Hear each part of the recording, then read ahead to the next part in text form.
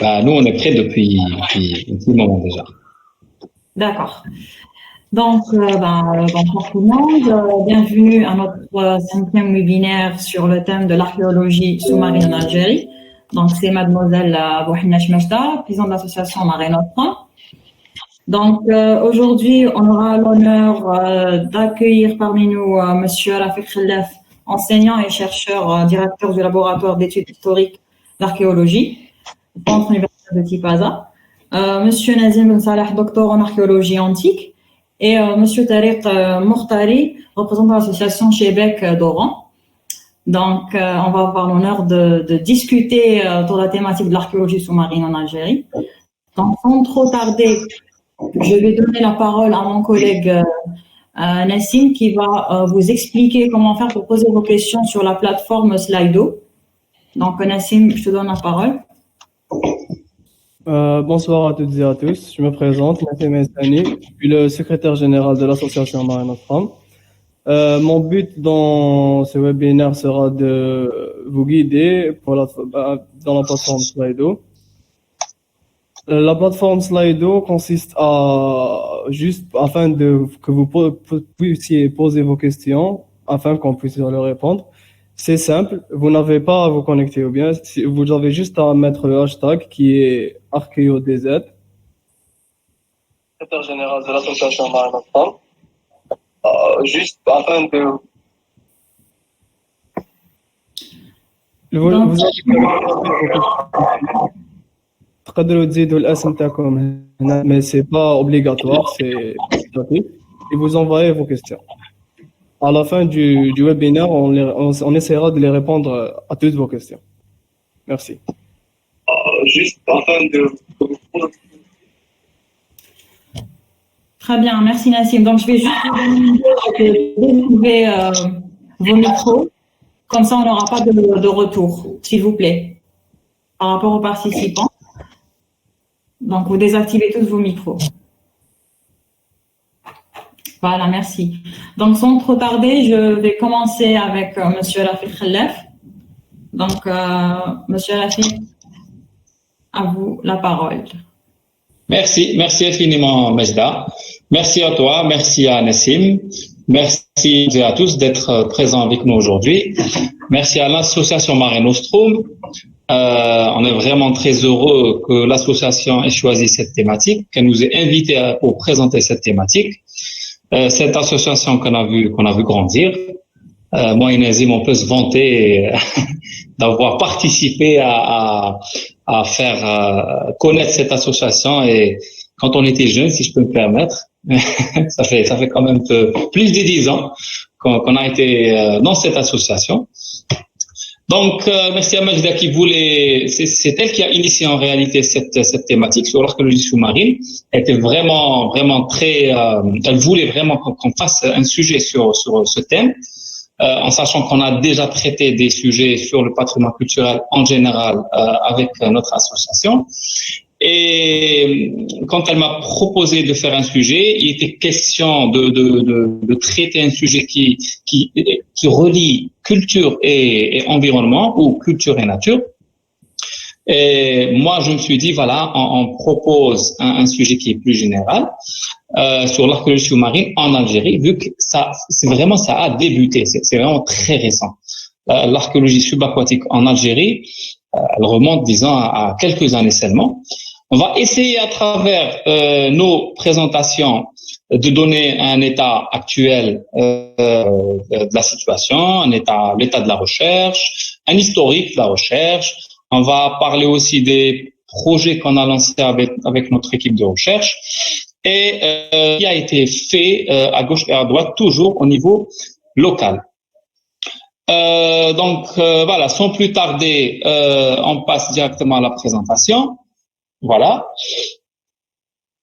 Donc, je disais sur le sujet, bon, tout le monde sait que le potentiel de l'Algérie, il est très important en termes de patrimoine culturel en général. 7 sites classés déjà patrimoine universel, plusieurs sites classés patrimoine national, mais jusqu'à aujourd'hui, on peut le dire, il n'y a aucun site subaquatique qui est classé ou même connu, inventorié, étudié. Mis à part vraiment quelques qui ont été, disons, étudiés par des amateurs ou par des plongeurs qui aiment la discipline.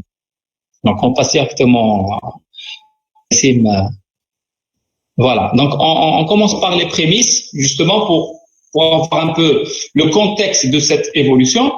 Donc, mis à part les quelques recherches qui ont été effectuées durant la période coloniale par les clubs, des clubs sous-marins, je citerai par exemple le Harpoon Club de Bonn, qui avait fait plusieurs explorations et plusieurs découvertes de vestiges subaquatiques. On peut voir plusieurs traces ou plusieurs objets archéologiques dans le musée de Annaba. Ce n'est qu'en 68 qui a, dans le cadre du Roman Harbour of Algeria, qui est un projet de l'université de Cambridge, qui a été dirigé par York and Davidson sur la face nord d'Afrique, enfin sur le Maroc, l'Algérie et la Tunisie. Dans ce document qu'on a, le seul document qu'on a, le premier document qu'on a sur cette initiative, et qui parle des ports, mais aussi des différentes explorations, des différents sites archéologiques qui ont été découverts en Algérie. Sur la diapositive qui vient après, on peut discuter on va présenter le projet Euromed Héritage, qui a été réalisé en 2005. De 68, rien n'a été fait jusqu'en 2005, où il y a eu une initiative par la société civile, par une association, le groupe de recherche en archéologie navale, le GRAN, que Tarek connaît bien, et dans le cadre d'un projet méditerranéen, où des équipes du GRAN se sont déplacées à Alger, ont effectué des prospections archéologiques et ont formé des archéologues aux méthodes et techniques d'archéologie subaquatique. Après cette année, donc sur le slide prochain, donc voilà, on peut voir les quelques résultats de ce début de recherche. On peut voir les photos du site des Diemel et la fameuse épave du Sphinx qui a été inventoriée lors de cette opération, qui se trouve jusqu'à aujourd'hui sur la baie d'Alger, et qui voilà, le Sphinx qui est un navire français qui a transporté comment on appelle ça, qui transportait des troupes françaises de France vers l'Algérie. Sur la slide prochaine, Nassim. Donc, plus tard, moi, je me suis intéressé à l'archéologie subaquatique dans mes études, sur mon doctorat. J'ai travaillé sur la protection des sites archéologiques subaquatiques.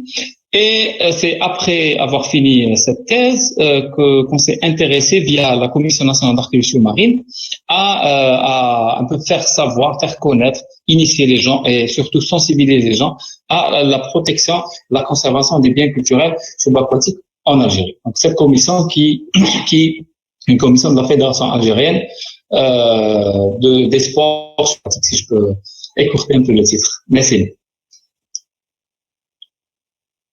La prochaine. Très bien. Donc, il y a aussi les actions du Musée public national maritime qui ont créé une équipe de recherche normalement à partir de 2015, qui ont été formés par les pompiers à la plongée et qui ont eu plusieurs projets, pas vraiment des projets de recherche, mais des visites sur terrain, des plongées sur patrimoine culturel subaquatique, un inventaire, etc. Il y a eu aussi les conventions. Donc, au cours de notre, disons, quand on a été à la commission, on a voulu vraiment créer une base. La base, c'est de relier les différentes institutions et organismes chargés de la protection du patrimoine culturel. Donc, on a eu une convention signée entre la fédération et le musée maritime, entre la fédération et le Centre national de recherche en archéologie subaquatique. Et sur les autres diapositives qu'on va voir tout de suite, on peut parler un peu des quelques réalisations qu'on a faites au niveau de la commission, mais aussi avec le centre de recherche. Donc, on a fait un document, disons, de vulgarisation sur l'archéologie sous-marine en Algérie, qu'est-ce que l'archéologie subaquatique, qu'est-ce qu'un bien culturel, qu'est-ce que dit la loi, etc., etc. Et comment déclarer la découverte d'un bien culturel subaquatique.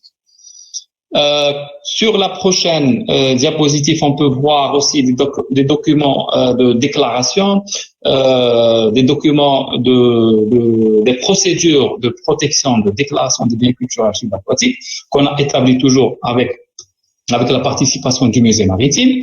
Et sur la prochaine, l'autre diapositive qui vient juste après, on peut voir la procédure qu'on avait établie pour déclarer la présence d'un bien. La déclaration d'un bien est la première étape de la protection, parce qu'au moment où on déclare, c'est là que commence la protection d'un site subaquatique. Donc, après cela,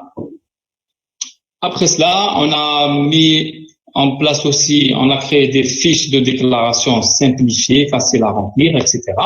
On passe directement à la prochaine. Donc, on a fait des visites sur site. Là, on peut voir l'épave de Tixirt. Merci. Des conférences un peu partout pour essayer de sensibiliser les gens à la protection du patrimoine culturel. Mais aussi, on a proposé des formations des archéologues à la plongée, parce qu'il n'y en a pas beaucoup. Notre groupe de recherche, il est composé de 5 chercheurs seulement. Et sur la photo, il y avait des chercheurs et des étudiants en archéologie subaquatique. Et le rôle des associations que je laisserai à Tarek plus tard, l'association de Tixirt et celle de Chedek. C'est Tarek qui va vous présenter ce qu'ils ont déjà fait. Donc, la mise en place effective de la discipline d'archéologie en Algérie, elle a commencé réellement. Donc, avec le centre de recherche et l'université. Donc, ça, c'est juste un rappel pour parler ou discuter. Je suppose que la plupart d'entre vous le connaissent. C'est la Convention de l'UNESCO de 2001 sur la protection du patrimoine culturel subaquatique. On peut faire passer. La déclaration de l'ICOMOS que l'Algérie a signé, enfin, elle a signé la Convention de l'UNESCO en 2015. Donc, l'Algérie se doit de protéger et de gérer ce patrimoine. Disons un peu spécial, et la loi 98/04 relative à la protection du patrimoine culturel, où il est cité sur plusieurs articles qu'il est important, qu'on doit protéger bien sûr le patrimoine subaquatique, mais aussi qu'on doit déclarer tout ce qui se trouve sous l'eau. En plus des plans de sauvegarde, comme celui du TIPASA, qui prennent en considération le côté sous-marin des sites archéologiques. Donc, je disais, le Centre national d'archéologie, de recherche en archéologie, c'est au niveau de ce centre qu'on a créé la première équipe qui fait de la recherche réelle. Donc, une équipe composée de plusieurs chercheurs issus de l'université de Guelma, du centre universitaire de Tipaza, on peut passer ici, du centre universitaire de Tipaza, des chercheurs du musée aussi maritime, et on note aussi la participation de l'Algérie, comme je disais, dans la convention de l'UNESCO, mais aussi l'élection de M. Hammoum, qui était le directeur du CNRA, membre du STAB, c'est un comité technique qui s'occupe de la protection du patrimoine culturel un peu partout dans le monde, et qui a été réélu même au cours de 2019. On peut voir la prochaine diapositive, et même celle d'après, Nassim. Donc en 2019, où il y a eu une première réunion qui s'est faite pour la première fois en dehors du siège de l'UNESCO en Algérie, qu'on a organisé avec le Sénat.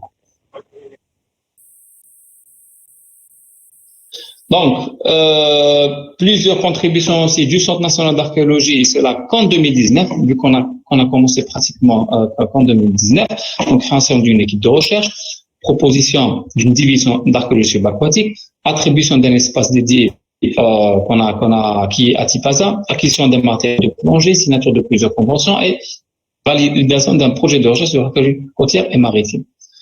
Donc, on peut faire passer. Il faut savoir que il faut vraiment qu'il y ait un cadre de recherche officiel pour qu'on puisse vraiment avancer dans la recherche. Donc, on peut faire passer cette diapositive qui explique tout simplement le contenu tout simplement du projet de recherche. Donc, par rapport aux réalisations, je vais laisser mon collègue et ami Nazim Salah qui va vous présenter ce qu'on a, nous, réalisé au niveau de notre petite équipe de recherche sur le territoire national dans une première année.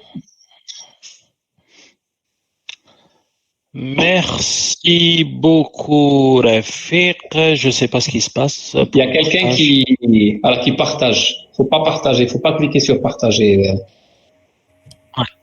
Merci beaucoup, Rafiq. Je voudrais remercier l'association donc Mare Nostrum de Cherchell, dont on était membre, moi et Rafiq, il y a de cela quelques années. Je vous remercie pour cette invitation et de nous permettre justement de parler, de discuter, de communiquer entre gens de la mer, on va dire, sur l'archéologie sous-marine. Je voudrais d'abord, donc, avant de commencer, citer les noms des personnes qui participent, donc les noms des personnes qui participent à nos opérations, les membres de l'équipe. Donc, il y a bien évidemment moi et Rafiq. Il y a aussi Youssef Ben Saïdani qui est chercheur avec Rafiq au centre universitaire de Tipaza. Najib Ben Ouda également enseignant à l'université de Tipaza. Fawzi Mohamed Fawzi Ma'allem qui est enseignant à l'université de Guelma, qui est aussi CTN au niveau de la Ligue de Annaba, CTN en archéologie sous-marine. Et aussi, nous avons la chance d'avoir des étudiants qui s'intéressent à ce domaine. Je citerai Ayman Sherif Slimane, qui est membre, je pense, de Mare Nostrum aussi. Ma'ammar Abou, Sami Maroc, une fille aussi, Bouraoui, qui sont tous étudiants à l'université de Tipaza. Et notre souhait aussi, c'est d'agrandir cette équipe pour pouvoir entamer des projets plus grands, plus, on va dire, qui mettent en valeur ce patrimoine méconnu sous-marin. Voilà. Donc, par rapport au projet déjà inscrit, donc il en existe deux. Le premier au niveau de l'université d'Alger 2, sous la direction du professeur Mohamed Cherif Hamza, et qui s'intitule les aspects de la sédentarisation de l'homme sur la côte algérienne pendant l'Antiquité. Donc ce projet-là a été inscrit en 2018, si je ne me trompe pas. Un deuxième projet, inscrit cette fois-ci par Rafiq Khellaf et toute notre équipe, en 2018, pareil, au niveau du CNR, en 2019, pardon, au niveau du Centre de recherche en archéologie. Donc, qui s'intitule Archéologie côtière et maritime. La suite, Nassim, s'il te plaît. Donc, pour ce projet-là, donc du CNRA, nous avons fait quelques explorations archéologiques. On a commencé par la ville de Tipaza, où on a fait donc des prospections au niveau de la pointe du Cap chinois, pardon. Juste à l'ouest de la plage chinois, sur le cap chinois directement, sur son flanc est, voilà, où il y avait donc la trace d'artefacts archéologiques donc sous l'eau, et nous avons pu voir de visu quelques restes de ces restes-là, enfin des restes. Du coup, quelques amphores. Tu peux passer la suite, s'il te plaît, Nassim. Donc, des amphores, beaucoup de fragments d'amphores et aussi un jas d'encre qui restait là-bas. Donc, nos conclusions étaient que c'est un endroit, donc, c'est un bon abri, on va dire, pour les bateaux. Donc, on pense que les bateaux qui venaient au port de Tipaza, lorsqu'il y avait un mauvais temps ou quoi que ce soit, donc qu'il n'y avait pas de place au port de Tipaza, ils venaient s'abriter là. Donc c'est un bon endroit, c'est un bon abri pour les bateaux de passage à Tipaza ou qui allaient vers Cherchell. Donc voilà, c'est un bon abri pour les vents d'ouest. Deuxième partie qu'on a pu prospecter, on va dire, c'est le port, plus exactement le port de Sainte-Salsa, qui se trouve à l'est, donc à l'entrée de la ville de Tipaza côté est, juste sous le site de la basilique Sainte-Salsa. Et là, on trouve les restes de jetés portuaire. Rafiq avait fait l'exploration avec Youssef Najib, etc. Et il avait une étudiante qui a travaillé sur le sujet, Madame Bouraoui, pardon, donc qui a terminé son master sur ce fameux port de Tipaza, juste en contrebas de Sainte Salsa, du site de Sainte Salsa. La suite, pour voir quelques images de ce qu'ils ont pu trouver sous l'eau à Sainte Salsa. Donc on voit en haut, la photo en haut, c'est les restes de ces digues-là, donc qui protégeaient le port. Voilà, donc un plan juste en dessous, la suite, Nassim, voilà. Donc on peut voir comment était construit le port. Alors là, il y a deux hypothèses. Enfin, je sais pas, mais du coup, vu qu'il y a les restes, il n'y a pas de doute, hein, c'était un port. Après, créer un port juste en dessous d'une falaise, c'était pas évident pour décharger les marchandises, etc. On est en train de voir, de rechercher plus d'indices, etc. Il y a un travail qui a été fait en 61, je pense, par la SUS, qui a fait quelques carottages sur le port actuel, sur l'arrière-port actuel de Tipaza, là où il y a le parking de police. Et donc lui, il pense que c'est là-bas le port le plus important. Bon, on reste à voir en fait. Il faudrait continuer le travail et voir ce qu'il y a à faire dans ces deux ports-là. Donc on pense que Tipaza possédait deux ports. Le partage. Il y a un problème avec le partage. Donc le travail doit être fini. Et donc on vient de commencer à peine pour les ports de Tipaza. La suite, Nassim, s'il te plaît. Ensuite, nous avons travaillé, donc on a fait une présentation, moi et Rafiq, dans un colloque sur le vivier de Cap Tizirine à Cherchel. Les gens de Mare Nostrum connaissent très très bien Tizirine. C'est une plage où on a fait énormément de sensibilisation, énormément de travail a été fait dans cette plage.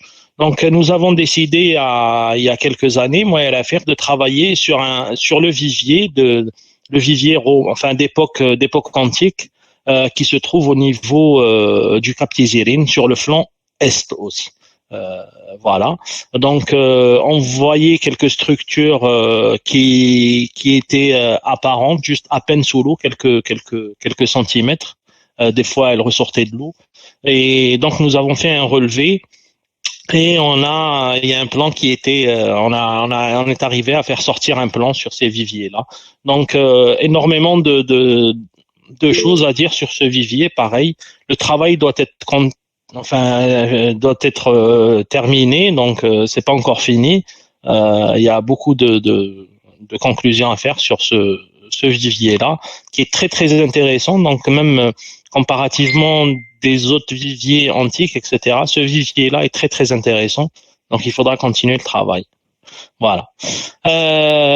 Aussi, le port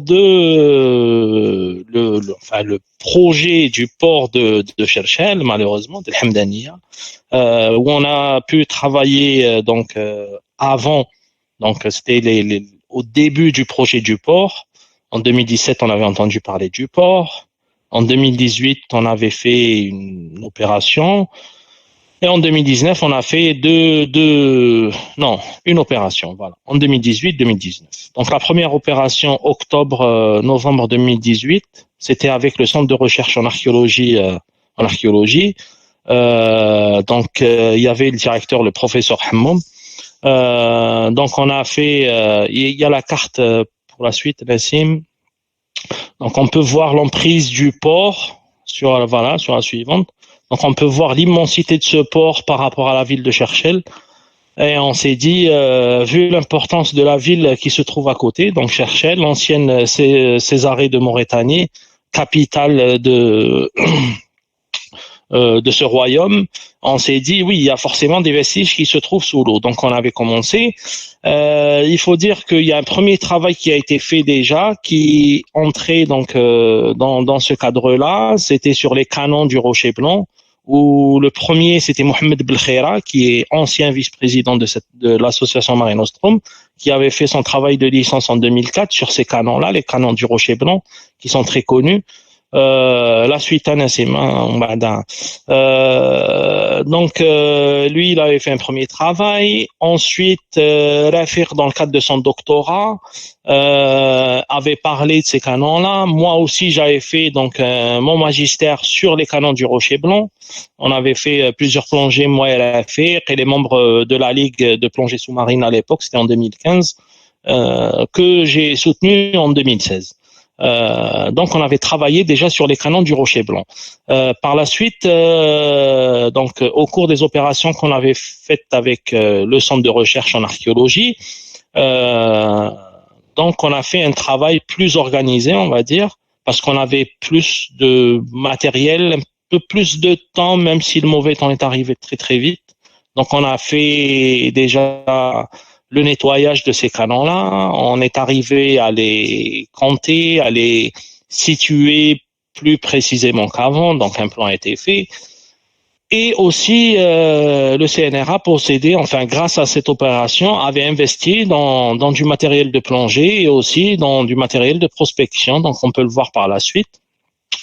Nassim, voilà. Donc le CNRA s'est muni d'une embarcation et d'un sondeur sonar side scan, enfin un sonar à multiples faisceaux normalement, et du coup on avait réussi à faire donc un levé bathymétrique du fond de la baie où se trouvent les canons. On peut voir tout en bas à droite donc l'anomalie qui est faite en violet, donc entourée en violet. Donc ça c'est un canon qu'on peut voir grâce à ce scanner-là de Carmel. Avant, on avait essayé de faire une photogrammétrie. Bon, on a réussi sur quelques canons, on va dire. Ça a été bien. On voyait bien les canons. Enfin, on avait une belle orthophoto de quelques canons. Malheureusement, on n'a pas eu le site au complet. Donc, c'était l'objectif lors de la mission de 2018. Par manque de temps, aussi à cause du mauvais temps, on s'est arrêté au bout d'une semaine et les photos étaient très très difficiles à prendre vers la fin. Donc au moment où on avait fini le nettoyage du site, sans tout le travail qu'il y avait à faire avant, hein. Et du coup au moment de prendre les photos, l'eau n'était pas très claire, donc les photos n'étaient pas très claires et forcément ça avait un impact sur l'orthophoto qu'on voulait faire pour avoir une vision globale de ces canons-là au nombre de 23. Malheureusement, voilà. Donc ça sera toujours pour une prochaine fois. C'est un travail qui doit être fait, surtout s'il y a le projet du port qui va commencer. Donc on espère que voilà, que ça se fera très rapidement. Donc tous ces travaux-là ont été publiés donc dans une revue que détient le Centre de recherche en archéologie, donc le NNA, Nouvelles de l'archéologie algérienne. Un numéro a été consacré à l'archéologie sous-marine, pratiquement, et du coup on a pu publier toutes ces recherches-là, tout ce qu'on a pu faire comme travaux, etc., avec le centre de recherche, le musée maritime, enfin, toute notre équipe a pu publier des articles dans cette revue-là. Aussi, il faut dire qu'avec le centre de recherche, il y a eu des formations qui ont été faites. Tu peux passer à la suite, Nassim. Donc, formation donc en plongée. Ça, c'était au tout départ, en 2018, à l'affaire qu'on a parlé. Donc, grâce à la commission, justement, au niveau de la fédération, la commission nationale en archéologie sous-marine, au niveau de la fédération algérienne de plongée, de secourisme et de sauvetage, des activités aquatiques. Et du coup, une formation a pu être faite au niveau du club El Morjan à Ain Bnian, où 2 archéologues du centre de recherche ont été formés à la plongée sous-marine. On voit aussi Mohamed Kamer, qui est l'actuel directeur du musée, enfin des sites de Cherchel au niveau de l'OGBC, et l'étudiante de Rafiq Bouraoui aussi, qui a été formé à la plongée. Aussi, les étudiants de l'université Tipaza qui s'intéressent au sujet de l'archéologie sous-marine, de l'archéologie subaquatique, de l'archéologie navale plus exactement. Donc une formation a été faite par des chercheurs de l'université d'Aix-Marseille Julia Bueto, Eric Reit, qui est chercheur au niveau de Paris 4, et notre ami, il va m'en vouloir. Bref, je l'ai sous la langue. Pierre Poveda. Pierre Poveda, merci beaucoup. Excuse-moi Pierre. Donc du coup, cette formation concernait les étudiants et aussi tous les archéologues qui voulaient participer. À l'époque, donc il y avait le musée maritime qui avait participé, l'OGBC a envoyé des éléments, etc. Donc il y avait pas mal de monde et c'était très très instructif pour tout le monde. Et on a vu donc l'architecture navale sur des épaves retrouvées, fouillées, etc., étudiées depuis l'Antiquité jusqu'à des périodes plus récentes, jusqu'au 19e siècle, avec Eric Reit qui est spécialiste de ça. Donc on a vu toute cette évolution de l'architecture navale sur plusieurs siècles. Donc le seul on va dire problème qu'on a eu lors de nos recherches, malheureusement, on a toujours eu un problème par rapport aux autorisations qui malheureusement arrivent en fin de saison, et du coup on se retrouve toujours à faire des recherches dans la précipitation, donc d'aller plonger rapidement, etc. sur les sites. C'est toujours au mois d'octobre, au mois de novembre, etc. Et là, le temps commence à se gâter. Donc, à l'avenir, on aimerait que ces autorisations viennent un peu plus en avance. Comme ça, on aura le temps de monter de bons projets qui soient fiables et qui durent sur le temps aussi. Donc, voilà ce que j'avais à dire sur ce qu'on a fait au niveau de la commission, du centre de recherche, du musée maritime, etc., tous les intervenants. Merci beaucoup.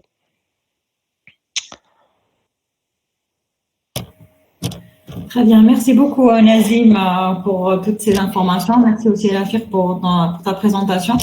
Donc, sans trop tarder, on va enchaîner avec Monsieur Mortari, où il va présenter l'association Chebek d'Oran. Donc, Monsieur Mortari, à vous. Et comme ça, après, on pourra directement commencer avec les questions. Monsieur Mortari, à vous, c'est à vous. Bonjour, salam alaikum. Taher Mortari, je suis un des membres fondateurs de l'association Chebek. C'est une association qui est basée à Oran, qui s'occupe donc de l'exploration sous-marine et de la valorisation donc du patrimoine du littoral. On va mettre la première diapo. Tu peux lancer le PowerPoint du coup. Alors donc à la base, nous on est passionnés d'épaves. Donc on a cherché un peu les épaves au niveau d'Oran et de la région d'Oran, et au bout d'un certain temps on a vu qu'il y en avait un certain nombre, et puis on s'est dit il faut qu'on en fasse quelque chose et que ce serait bien donc de partager ces informations pour essayer donc pour que ça prenne une dimension un peu, passer à la dimension supérieure. Ça c'est l'épave d'un chalutier qui a 33 mètres de fond. Qui a été découvert récemment. Moi, je le connais que depuis 2017, depuis 3 ans, mais bon, j'en avais pas entendu parler, alors que cette région-là, je la fréquentais depuis plus de 10 ans à la recherche d'épaves. La diapo d'après. Ça, c'est un cargo qui est posé droit sur le sable à 18 mètres de fond, juste en face de la ville d'Oran. Donc, il est intact, il est complet, donc j'imagine qu'il est récent. Et c'est quand même dommage parce que un aussi gros cargo en face d'une grande ville et personne ne connaît son histoire. Le but de l'association, c'est entre autres donc de communiquer sur les épaves, et comme ça on espère qu'il y ait d'autres personnes avec qui on peut échanger et qui peuvent nous donner des informations aussi, parce que son histoire, on la connaîtra bien un jour ou l'autre. 18 mètres de fond, accessible à des niveaux 1, très calme, enfin très simple de plonger. Du côté d'Arzeu, il y a 2 barges qui sont l'une à 8 mètres, l'autre à 22 mètres. C'est des barges qui sont, on présume que elles ont été utilisées donc dans le port d'Arzeu, et qu'une fois qu'ils en avaient plus besoin, ils les ont peut-être coulées donc dans la baie, là, pas loin du cap Ferrat.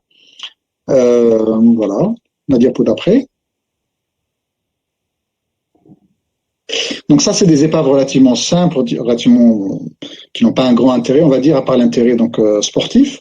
Mais il y a des épaves qui ont un intérêt historique. Je citerai donc l'Edgar Quinet, par exemple, au Cap Blanc, Le Cap Blanc, c'est 25-30 km à l'ouest d'Oran. L'Edgar Quinet, c'est un gros bateau, hein, il fait 160 mètres de long. C'était un bateau qui servait de navire école pour les officiers de la marine française. Et entre le Cap Blanc et les îles Abibas, il y a un endroit où il y a une remontée à 8 mètres. L'Edgar Quinet, c'était un gros bateau, donc il n'avait pas la remontée n'était pas encore répertoriée sur les cartes marines. Et donc il a percuté cette remontée, il est resté longtemps comme ça. Au bout d'un certain temps, donc ils ont eu le temps hein, de tous descendre, donc il n'y a pas eu de mort sur ce naufrage. Ils ont même eu le temps donc de vider quelques pièces, entre autres de l'artillerie. Et puis à un moment donné, donc l'Edgar Quinet il s'est affaissé de part et d'autre de la remontée. Et maintenant c'est un très beau site de plongée. La diapo d'après. Donc le Cap Blanc, c'est vraiment un endroit où il y a une très belle visibilité. Et puis donc il y a ces vestiges donc de ce gros bateau qu'on peut explorer. C'est de très belles plongées. C'est une des plus belles plongées d'Oran. La diapo d'après. Plus à l'ouest, donc du côté du Cap Figaro. Donc là on est déjà dans la wilaya de Ain Moshent. Il y a un très gros bateau. Enfin, on a le récit d'un naufrage d'un bateau qui s'appelait City of Perth. La ville de Perth. Donc, c'était un convoi qui partait de Annaba et qui allait vers Liverpool. Il a été torpillé par un sous-marin allemand. Pendant la Deuxième Guerre mondiale, il y avait beaucoup de sous-marins allemands, italiens qui sillonnaient un peu partout en Méditerranée et qui attaquaient les convois. Donc, le City of Perth a été tracté jusque du large jusqu'au Cap Figaro et puis il a coulé. Donc, on a ce récit et on a par ailleurs une très belle épave, une très grande épave au Cap Figaro. Donc, on présume, faut pas affirmer des choses si on n'a pas une certitude. Donc là, par exemple, vous avez l'hélice du City of Perth qui est imposante, donc c'est forcément un gros bateau, mais on n'a pas assez d'indices. Donc si ça se trouve, 500 mètres plus loin, il y a un autre bateau grand. Voilà, les épaves, on en découvre quelques-unes, mais bon, on n'a pas tout découvert. Hein, donc si on plonge plus, si on fait plus d'études techniques de ce navire, si on cherche plus d'indices, je sais pas moi, de la vaisselle, une inscription, une hélice, on pourrait donc faire une identification plus précise. Là, ça c'est le canon du bateau en question. Vous allez trop vite là, il faut peut-être revenir un peu en arrière. Donc ça c'est le canon donc de l'épave du Cap Figaro, donc très grand. Voilà, le diapo d'après. Donc ça c'est un autre canon qui se trouve à 2 mètres de fond, voilà, dans un endroit qui est où il n'y a pas de construction. Donc c'est un peu sur le littoral, vraiment tout près de la côte, donc à quelques mètres donc de la côte. Et il y a un canon qui traîne comme ça. D'où il vient? Est-ce que c'est un bateau qui s'est craché? Est-ce que c'est un canon qui était sur le littoral? On ne sait pas, mais bon, il est là. Diapo d'après. Ça, c'est un autre canon qui se trouve près d'un quai, dans un endroit qui est fréquenté. Donc ça, on présume qu'il était un peu plus loin et qu'il y a un plongeur qui a essayé de le renflouer, qu'il a pris avec un parachute de relevage, qu'il a tracté jusqu'au quai. Et après, il aurait aimé le prendre, mais il n'est pas revenu pour le prendre. Bon, c'est ce qu'on dit, mais bon. Voilà. La diapo d'après. La Deuxième Guerre mondiale. Donc il y a eu, comme même à Oran, il y a eu des événements marquants pendant la Deuxième Guerre mondiale, entre autres le débarquement des Américains en 1942. Donc vous avez plus de 10 000 soldats américains qui ont débarqué en Afrique du Nord, répartis en 3 groupes, à Oran, Alger, Casablanca, et vous avez donc un tiers, donc à peu près 35 000 soldats qui ont débarqué à Oran sans prévenir les Français. Donc les Américains étaient venus pour aider les Français à lutter contre les nazis, mais il y avait un contexte un peu particulier où en France, il y avait le gouvernement de Vichy, le gouvernement qui était il était sous l'ordre de Vichy, et donc ils les ont pas prévenus. Donc il y a forcément eu ça s'est mal passé ce débarquement des Américains avec donc les Français qui ont riposté. La diapo d'après. Mais donc on a dans la baie d'Oran 3 torpilleurs de 1500 tonnes qui font plus de 100 mètres de long, qui sont coulés ce jour-là, 8 novembre 42. Donc on a plongé sur ces 3 torpilleurs. Donc le côté plongée, c'est bien, mais il y a aussi un côté donc dans cette recherche d'épave et d'exploration, c'est le côté humain. La diapo d'après. Alors donc j'ai eu l'occasion donc de rencontrer un des derniers survivants donc de l'opération Torche. peut-être le dernier, parce que si vous faites un calcul très simple, le débarquement des Américains, il a eu en 42, donc ça fait 78 ans. Si vous prenez un jeune marin qui avait 20 ans, 78 plus 20, ça fait 98. Donc aujourd'hui, il faut avoir vraiment de la chance pour trouver quelqu'un de 98 ans qui a toute sa tête et qui va vous réciter, qui va vous raconter ce qui s'est passé. Alors Robert Aubout, moi je l'ai rencontré en 2016, donc il avait autour de 95 ans. Et il m'a raconté un peu ce jour-là, le débarquement des Américains, l'ambiance sur le bateau et tout. Et ça, c'est des récits qui sont vraiment exceptionnels parce que on les garde précieusement. Ça fait partie de l'histoire d'Oran, de l'histoire de l'Algérie, et ça fait même partie de l'histoire universelle parce que la Deuxième Guerre mondiale, la Première Guerre mondiale, c'est vraiment des événements qui sont marquants pour toute l'humanité. La diapo d'après. Alors là, donc on a parlé donc du passé, on va parler un peu du futur ou du présent, mais avec les technologies innovantes. Donc, on s'intéresse à tout ce qui est 3D. Donc, la photogrammétrie, c'est quoi? C'est la reconstitution en 3D d'objets. Donc, si vous prenez un objet, par exemple une amphore, vous allez la prendre en photo sous différents angles, sous tous les angles. Donc en haut, sur le côté, en bas, partout. Et puis, vous mettez ça dans un logiciel qui va pouvoir modéliser cet amphore ou cette épave ou n'importe pour en faire une modélisation donc en 3D. Donc vous pouvez très bien voir l'objet en 3D sur votre ordinateur par Internet. Ça a un très grand intérêt parce que on peut du coup à distance voir quelque chose. Hein. Vous pouvez très bien visiter un site qui est à l'autre bout du monde. Ça a un intérêt, la photogrammétrie, dans différentes matières, dans différentes spécialités. Par exemple, en médecine, avant on avait la radio simple, puis on a eu les scanners. Maintenant, on peut faire donc des reconstitutions en 3D. Donc, c'est beaucoup plus précis, beaucoup plus fin comme analyse. En architecture, par exemple, si vous avez un plan, vous voulez construire une maison, c'est sûr que si vous avez la modélisation en 3D, que vous voyez un peu à quoi ça ressemble et tout, c'est beaucoup plus parlant. Et puis en archéologie, puisque c'est le thème d'aujourd'hui, donc en archéologie, que ce soit terrestre ou sous-marine, si on a des modélisations en 3D d'objets, vous pouvez à distance étudier l'objet, vous pouvez l'étudier, prendre des mesures tout sans le toucher, et puis vous avez surtout à l'instant T la forme exacte de cet objet. Demain, si l'objet se détériore, se dégrade, vous savez qu'en 2020, voilà la forme qu'il avait. Et puis à l'impression 3D, donc de nos jours, c'est devenu un gadget d'acquérir une imprimante en 3D. Les premiers prix, c'est aux alentours de 250-300 € à peu près.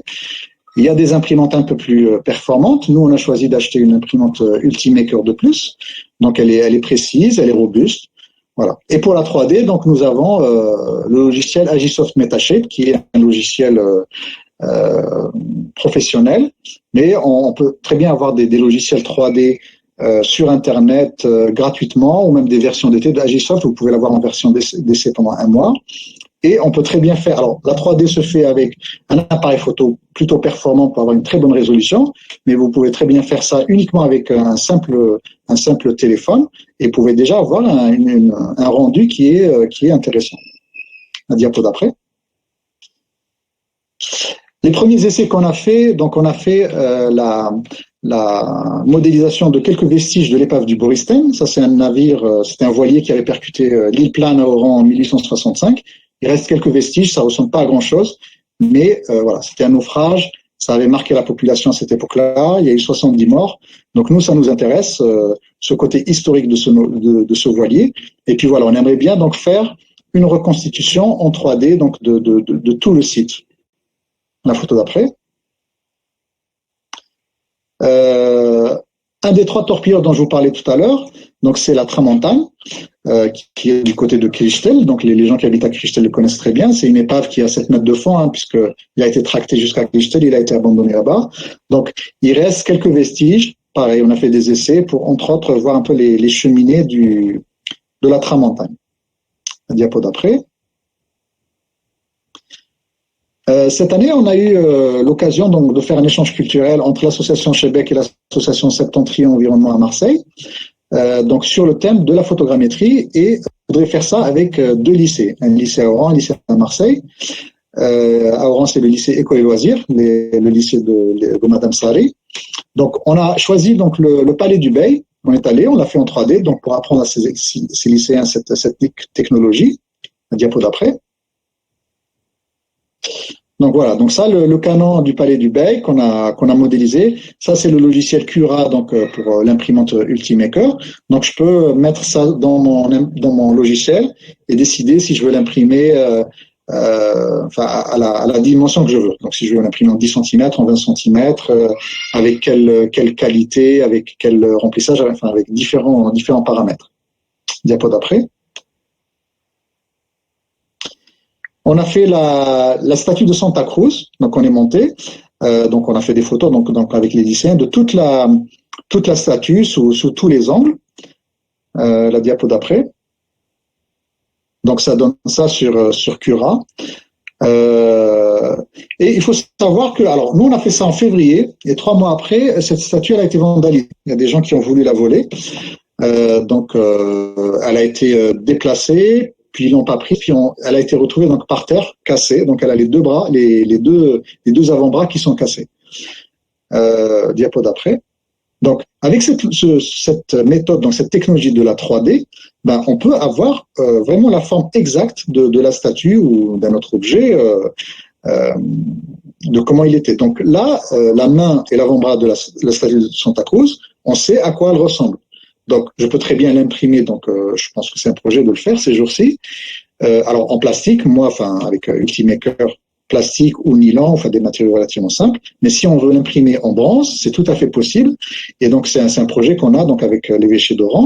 Donc, on va voir donc chez un professionnel pour essayer donc de restaurer donc cette statue et donc de fabriquer exactement la main et l'avant-bras tel qu'il était.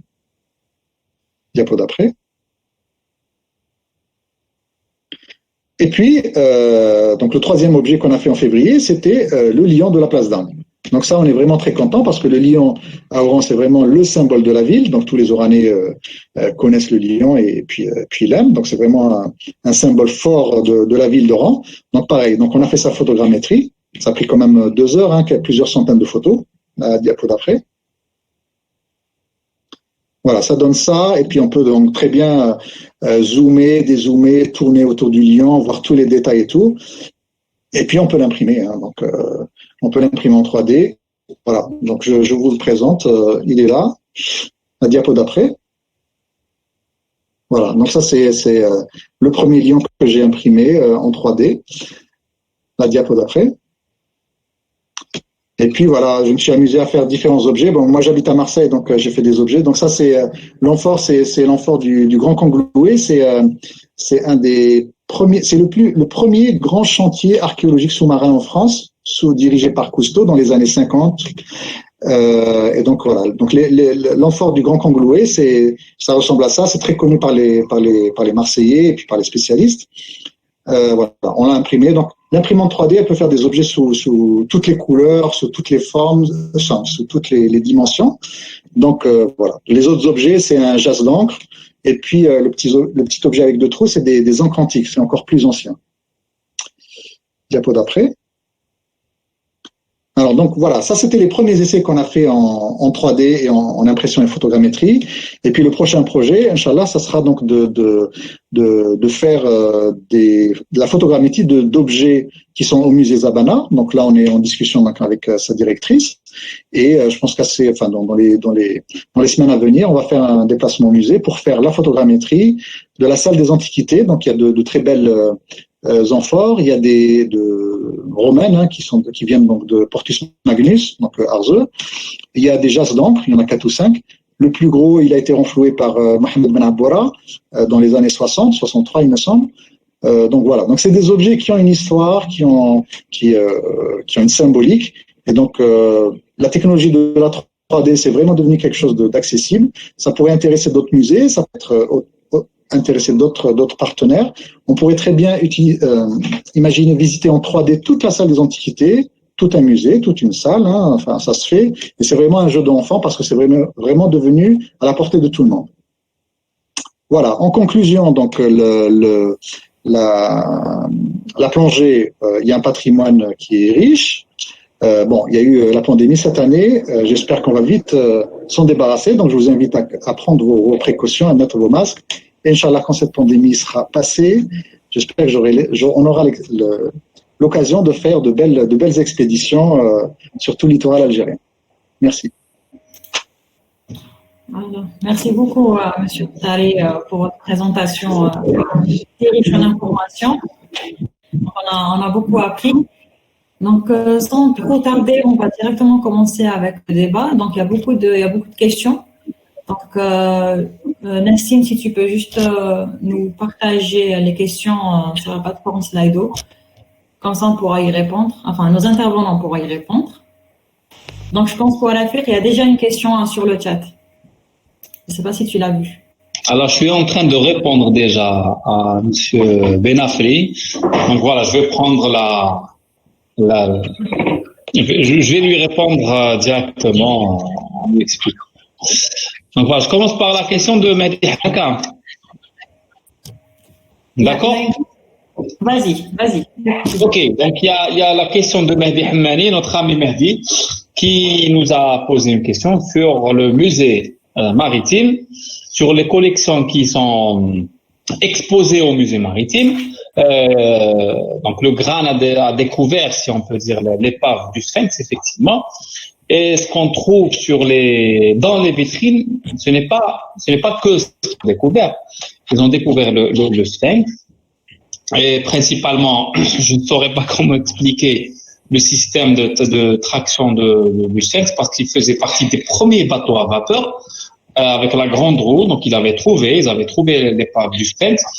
Ils avaient fait des prélèvements pour pouvoir étudier, identifier l'épave. Donc, il n'y a pas que les clous et le marteau que vous avez vus sur les vitrines du musée maritime, qui, je l'espère, un jour sera ouvert au grand public. Je commençais à écrire aussi à Monsieur Benafri Chakib, donc voilà, qui a fait plutôt une proposition, une remarque. Donc je remercie Monsieur Benafri Chakib de sa proposition. Et si je peux me permettre, M. Chakib est directeur de l'agence de recherche de la TRSSH en sciences humaines et sociales. Donc, nous avons fait une proposition d'un master, professionnel en marque subaquatique. Il n'est pas encore d'actualité. C'est vraiment ça c'est venu exactement avec la pandémie du Covid. Mais sinon, nous avons un master en antiquité. Nous avons déjà 3 ou 4 étudiants qui sont déjà préparés. C'est des plongeurs qui sont déjà initiés à l'archéologie subaquatique.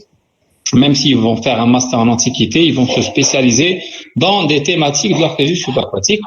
Et bien sûr, au niveau du centre universitaire de Tipaza et du laboratoire qu'on a récemment créé, donc vous avez validé le laboratoire même, qu'on a récemment créé, on serait vraiment très intéressé des échanges et pourquoi pas avec cette université turque. Voilà pour les questions du chat. Je ne sais pas si je dois passer directement. C'est moi qui m'occupe de. Très bien. Ok, Nessim. Donc, la première question de Brahim Deheli, elle dit que quel est notre devoir, nous, simples citoyens et utilisateurs des espèces maritimes, pour protéger et développer notre patrimoine archéologique. Je pose cette question à Monsieur Tariq, s'il peut y répondre. La question de Brahim, c'est ça? Oui. Quel est notre devoir en tant que simple citoyen, utilisateur de l'espace maritime, pour protéger et développer notre patrimoine archéologique sous-marin? Comme a dit RFR, déjà déclarer les épaves, c'est la première étape. Alors moi j'ai une question, déclarer ok, mais à qui? Après, voilà, enfin, il faut, enfin, nous on étudie les épaves. Je peux répondre si tu veux. C'est une question Hein? Je peux te répondre si tu veux, si c'est une question que toi tu veux poser. À qui déclarer? Oui. Non, alors, nous on est au tout début d'une démarche pour créer les épaves, le littoral d'une manière générale. Donc on se cherche un peu. Donc il y a pas quelque chose d'évident, de carré en Algérie. Donc peut-être s'inspirer de ce qui se fait ailleurs. Qu'est-ce qui se fait ailleurs? Moi, j'habite à Marseille. En France, quand on trouve une épave, on la déclare et elle est tout de suite. Il y a les autorités qui viennent et puis donc on étudie cette épave et puis les objets de valeur ils sont retirés. Donc ça c'est un point sur lequel on n'est pas d'accord entre moi et l'affaire, mais bon, on peut toujours en discuter. Mais si vous laissez les épaves, moi j'ai 12 ans plongé sur les épaves. Moi j'ai vu des épaves où il y a de moins en moins d'objets.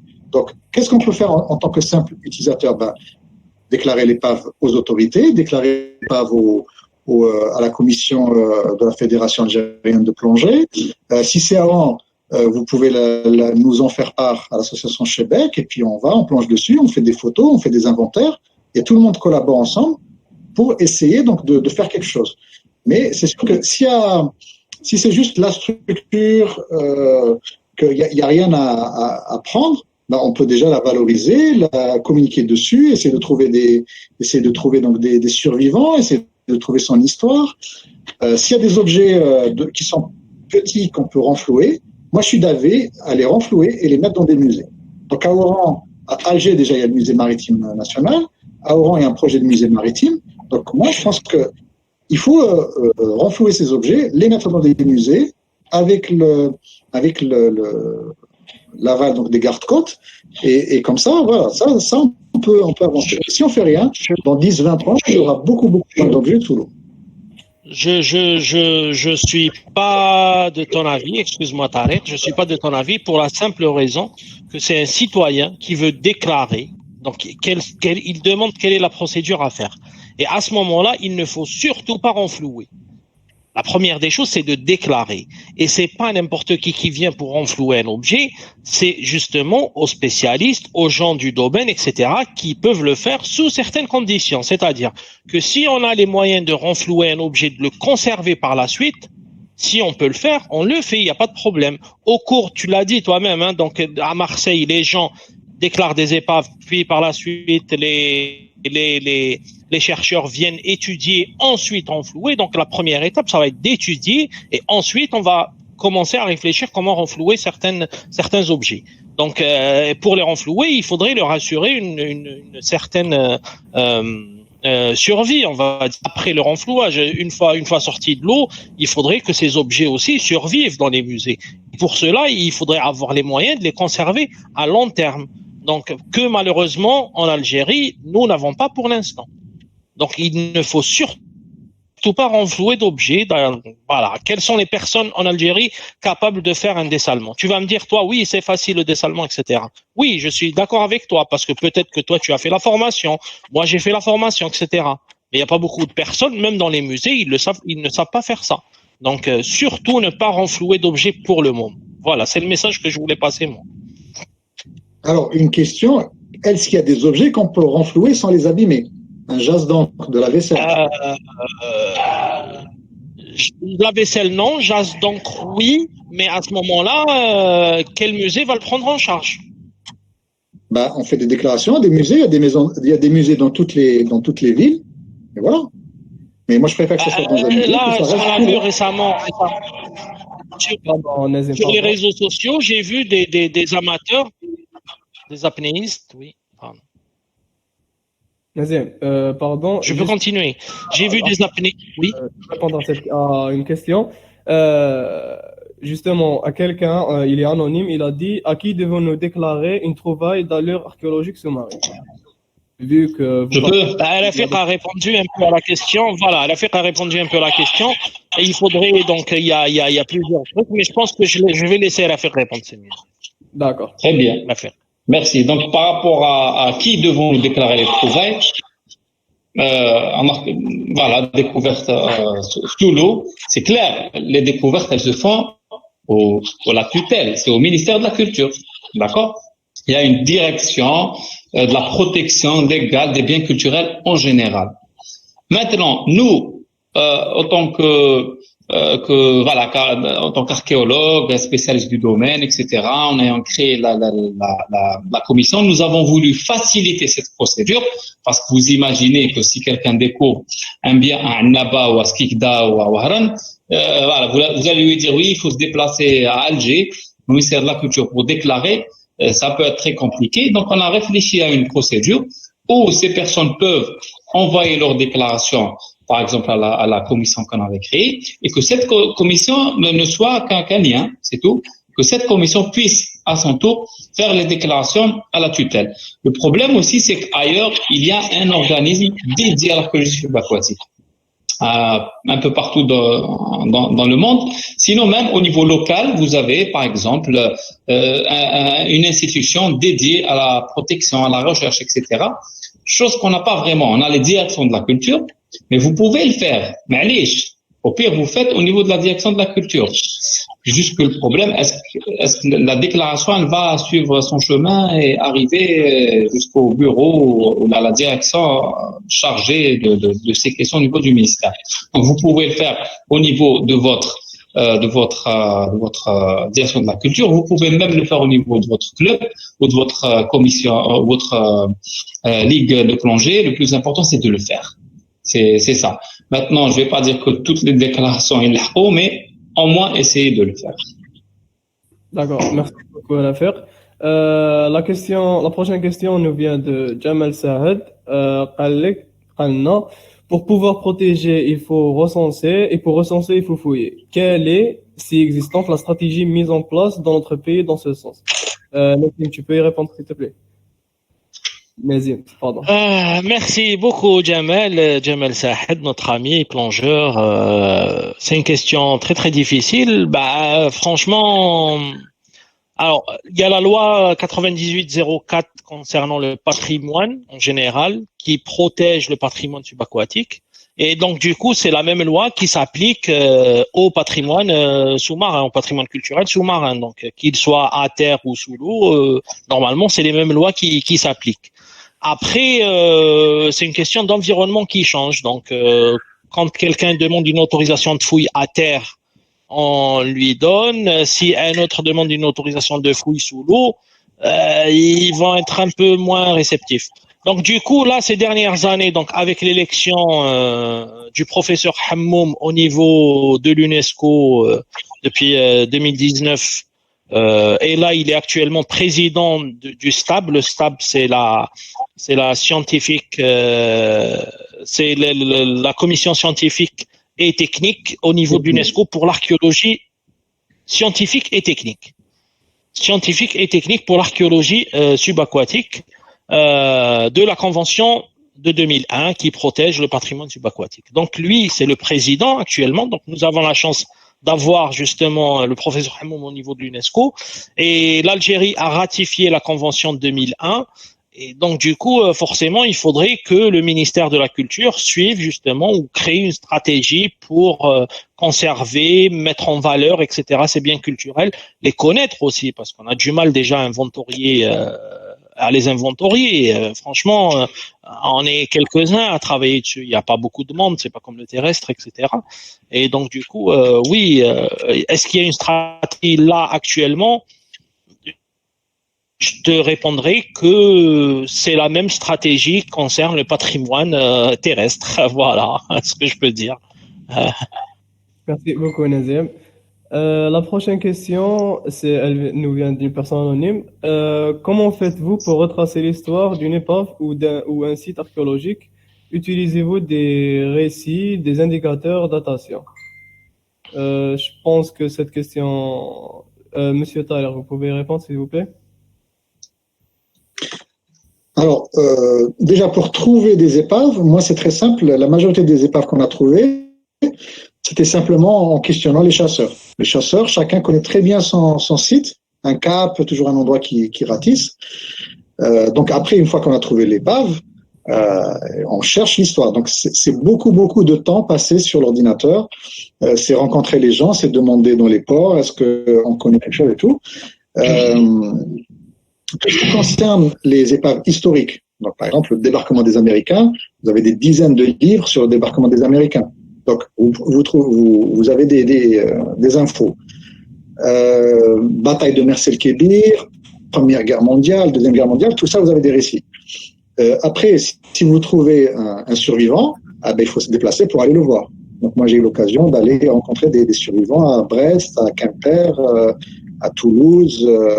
On a même envoyé un ami, Ahmed Taleb, il est allé voir le dernier survivant de la bataille de Mers el-Kébir, qui avait 99 ans. Il est allé du côté de Barouaguir. Donc, il s'est déplacé, il l'a vu, il l'a filmé, il s'est pris en photo. Donc, voilà. Donc, c'est fait. Donc, c'est beaucoup de temps, beaucoup de travail, de la passion. Il faut y aller. Et voilà. Après, les survivants, souvent, ils se connaissent. Donc, un navire de la Deuxième Guerre mondiale, s'il y a eu quelques survivants, généralement, ils se connaissent. Donc, quelqu'un il va vous dire, oui, mais il y a un survivant dans telle ville, il y a un tel qui était sur ce bateau. Voilà. La bataille de Mers el-Kébir, ils sont organisés en association. Donc, il y a eu, donc, c'était les Anglais qui avaient attaqué les Français. Donc, il y a les associations des anciens marins et familles des victimes de Mers el-Kébir. De même, du côté anglais, il y a l'association des anciens du HMS Hood. Et entre eux, des fois, ils se rencontrent.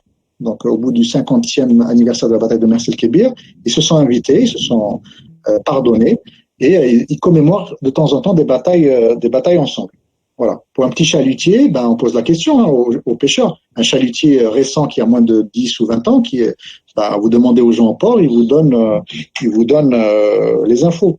Après, il y a les archives. En France, le service historique de la Défense, il y en a 4. Il y en a à Toulon, il y en a à Paris, Château de Vincennes, il y en a à Brest, et le 4e, je ne sais pas où il est. Donc, ils sont accessibles. On peut avoir accès à toutes les archives, donc des kilomètres et des kilomètres d'archives, tout simplement. Donc, moi, je suis à 45 minutes de Toulon. De temps en temps, quand je suis de passage là-bas, ça m'arrive de m'arrêter au service historique de la Défense et d'aller fouiller un peu Donc, j'ai comme ça plein de plans de bateaux, j'ai des récits, j'ai des mensurations, j'ai des photos, j'ai tout. Voilà. Mais c'est vrai que c'est très prenant. Est-ce qu'on a le temps? Est-ce qu'on a l'argent? Parce que c'est des déplacements, ça coûte cher. Voilà. Mais quand on est passionné, on fait ce travail. D'accord, merci beaucoup, monsieur Alafer. La prochaine question nous vient de Maya Azega. Comment nous allons protéger ces découvertes archéologiques et quelle est la stratégie ou la réflexion de la visite de ces sites? Est-ce qu'il y a un site? Monsieur Alafer, est-ce que c'est de répondre à la question, s'il vous plaît? Très bien. Alors, comment allons-nous protéger ces découvertes? Encore une fois, on risque de répéter à plusieurs reprises, il faut les déclarer. Donc, si on ne déclare pas une découverte, on ne sait pas qu'elle existe, aucune procédure n'est prise pour protéger ces sites. Et ce qui va arriver, ce que Tarek nous racontait, c'est qu'à chaque fois qu'il plongeait sur une épave, et il trouvait de moins en moins d'objets dans l'épave. Ça, c'est la première chose à faire. Après, pour protéger ces épaves, c'est vrai que le cas n'est pas comme celui des sites qui se trouvent sur le terrestre. C'est pas évident de protéger quelque chose qu'on ne voit pas, mis à part si c'est des sites qui se trouvent à côté du littoral, à côté des ports, à côté des gardes-côtes, etc. Donc, il faut vraiment, mais vraiment, moi, je suis convaincu que c'est la société civile. C'est les associations, c'est les amoureux du patrimoine qui peuvent protéger à travers la déclaration, à travers la dénonciation. S'ils voient que des gens ils plongent quelque part, ils prélèvent, ils prennent des choses, il faut le dire, Maintenant, une fois qu'on connaît le site, bien sûr, il est simplement répertorié et selon la législation algérienne, c'est les gardes-côtes, c'est eux les policiers de la mer, si on peut dire. C'est à eux de protéger le site in situ. Sinon, quand c'est des vestiges ou quand c'est des sites qu'on a peut-être même fouillés, sur lesquels on peut travailler, techniquement, il y a plusieurs méthodes de les protéger à travers des balises, à travers des protections qui empêchent les plongeurs ou les gens curieux d'arriver jusqu'au site, etc. Donc voilà pour votre question. J'espère que j'ai été clair. Merci beaucoup.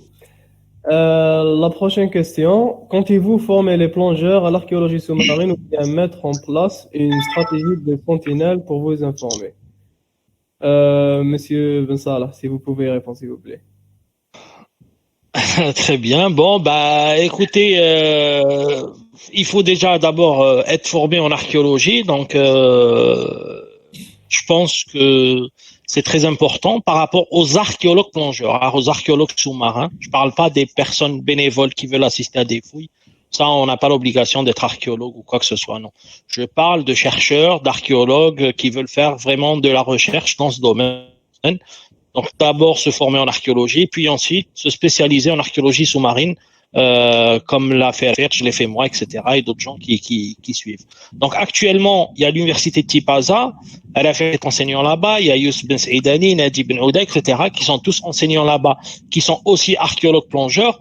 Et du coup, ils ont Rafiq a essayé, je pense que c'était l'année dernière. Cette année, ça n'a pas marché. Peut-être que pour l'année prochaine, ça va marcher. Il y aura un master en archéologie sous-marine, je l'espère, à Tipaza, donc où des jeunes pourront être formés aux techniques, justement. Moi, j'avais fait la formation, donc un master en France, à Marseille plus exactement. Je suis resté 2 ans là-bas pour être formé justement aux techniques de l'archéologie sous-marine. C'est un master international. J'encourage tous les jeunes qui s'intéressent à ce domaine, qui veulent essayer. Hein. C'est vraiment une expérience extraordinaire. J'ai eu la chance de rencontrer des spécialistes du monde entier, donc de faire leur connaissance, d'échanger avec eux, d'apprendre de leurs expériences. Et donc du coup, ça m'a permis d'informer moi aussi aux techniques de l'archéologie sous-marine. Ça, c'est par rapport aux chercheurs, par rapport aux gens qui veulent faire de la recherche.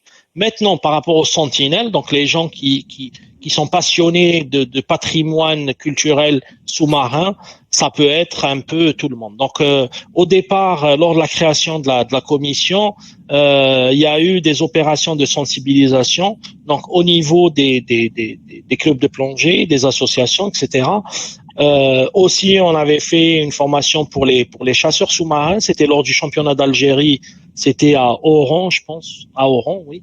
Moi et l'affaire, on était partis pour faire justement de la sensibilisation chez les chasseurs. Donc, Tariq l'a dit, les chasseurs sous-marins, c'est des gens qui connaissent très très bien leur site, qui savent qui connaissent les endroits où il y a des épaves. Donc, on les a sensibilisés par rapport au fait que s'ils retrouvent ce patrimoine justement culturel, qu'ils le déclarent au niveau de la commission. Ensuite, nous, on s'occupera pour relayer le message aux autorités compétentes, donc ministère de la Culture, garde-côte et tout ce qui sont suivis. Après, il y a la fédération, donc il y avait un projet pour former des plongeurs lambda, hein, des P1, P2, etc., et les former en niveau 1 archéologie sous-marine, niveau 2, etc. Donc P1 archéologie sous-marine, P2 archéologie sous-marine, P3, etc. Donc il y avait ce projet-là. Je ne sais pas actuellement où est-ce que c'est.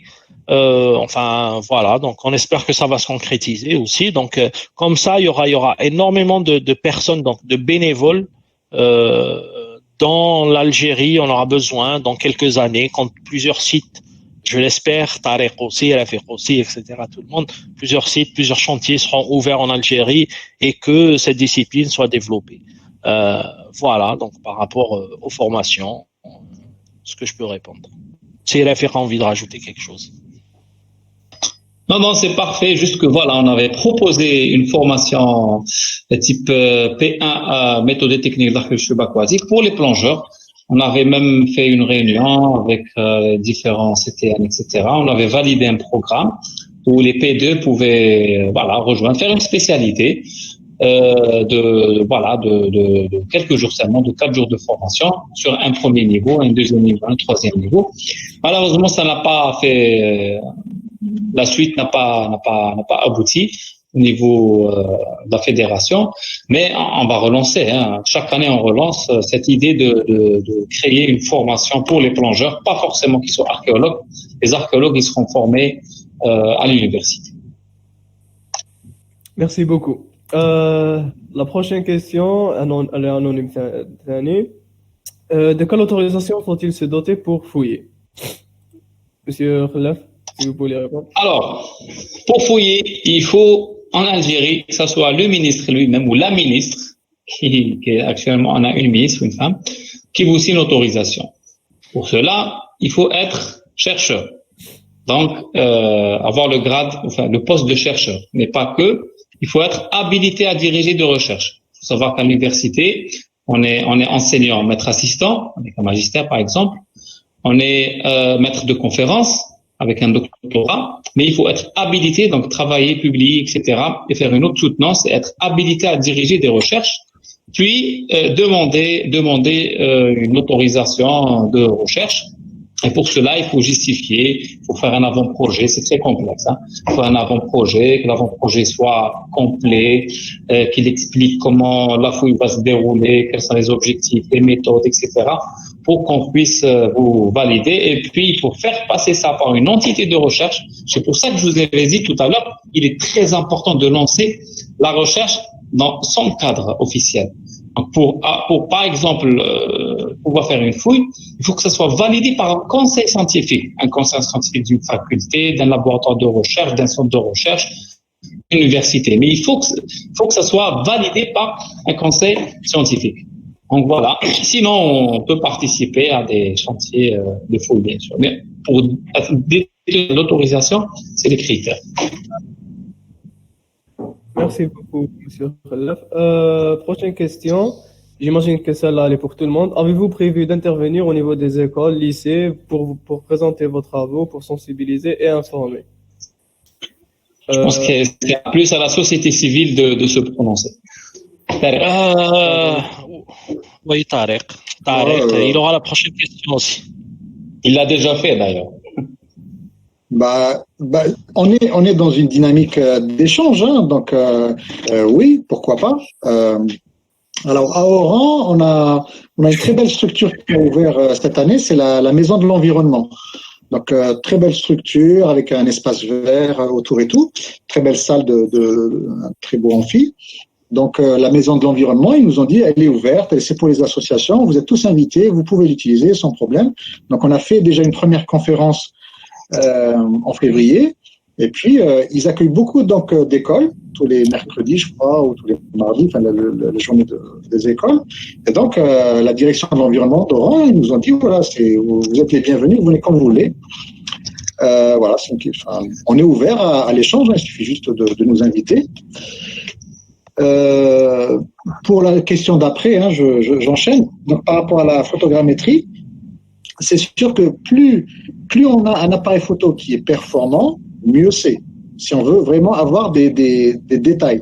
Donc, par exemple, si vous voulez faire quelque chose qui a vraiment beaucoup de détails, ça dépend de la forme aussi. Hein. C'est sûr que le lion d'Oran, il y a les yeux, il y a le regard et tout. Donc il est vraiment très très beau. Donc plus l'appareil est performant, mieux c'est. Pour vous donner un exemple, par exemple Laurent Balesta, il fait de la photogrammétrie.